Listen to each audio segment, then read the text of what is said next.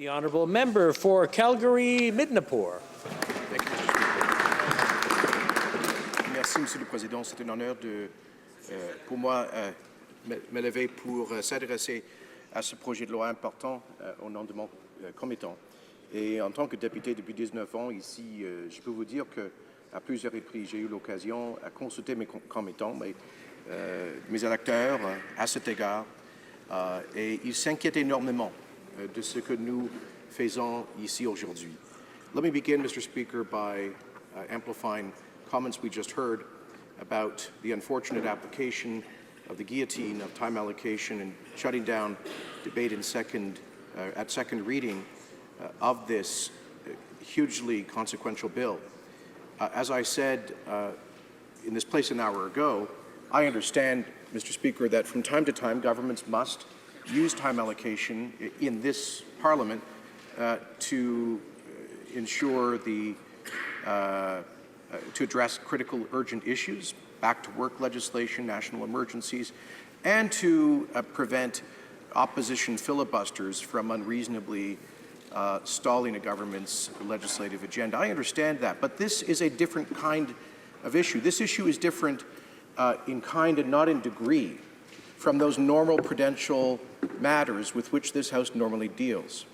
This bill, let us be clear, this bill authorizes the taking of human life. I would argue there is no greater power that can be exercised by this legislature than the authorization of the taking of human life, Mr. Speaker. And that is why there is an ancient convention in this and other Westminster parliaments, other democratic legislatures, that on such matters of the most profound moral conscience, that two conventions apply. One, that all members should vote freely, and secondly, that all members should be able to speak freely. Here we have a government that, based on media reports, was very close to violating the first one of those conventions in seeking to whip its own members to vote on this matter of moral conscience. And now we have a government which is violating the second ancient Westminster Democratic Convention, empowering members to speak their conscience, to reflect the convictions of their constituents on a matter that could not be more grave. Now, we'll hear lots of political noise about different governments that have used time allocation, but I hearken back to 1969 in this place when the current Prime Minister's father brought forward the omnibus justice legislation that touched on very profound moral questions, including abortion, and there was no application of time allocation. I hearken back to 1976. In the free vote and debate on this place on capital punishment, there was no limitation of debate. I reflect back to the difficult debates in this place in 1988 and 89 about unborn human life, and again, no application of time allocation. Indeed, I believe the former Liberal government that brought forward the Civil Marriage Act in 2005, a matter of profound moral conscience, perhaps not as grave in terms of human life, was also unrestricted in terms of debate. So I want to put down that marker that we are crossing two Rubicons here today. One, in violating these ancient parliamentary conventions, and secondly, in authorizing the taking of human life. So on the substance of the matter, Mr. Speaker, let me first reflect. We throw around a lot of terms here euphemistically, and whenever one hears the application of euphemistic language to matters as grave as the taking of human life, one should be concerned. We need only reflect on the history, on the 20th century, what St. John Paul II referred to as the century of tears, of the century of when the taking of human life became industrialized, when, in fact, we mark today Yom HaShoah, when we recall the sacred memory of the 6 million European Jews lost in the Holocaust following the euphemistic application of language to dehumanize the Jewish people. Aldous Huxley, the great British novelist, in his novel Brave New World in 1934, gave us a perfect depiction of what the euphemistic application of language to life and death questions can result in. The normalization, the banalization of the taking of human life. And I believe we see that in the very title of this bill, in which it refers to what was commonly known in the English language for centuries as euthanasia. It refers to it with the euphemistic phrase, physician-assisted dying. First, let me challenge that, Mr. Speaker, so we understand the nature of this debate. Dying is a passive exercise. Killing is an active exercise. I know that when we use that word, it's bracing, it's disturbing, and it should be so, because the administration of a drug or other medical means purposefully to end human life is an act of volition. There is in the language of formal ethics, it is the teleology of that, the end purpose of that, the administration of that poison, that life-ending medical intervention is to end life. It is, in literal terms, it is a decision to kill.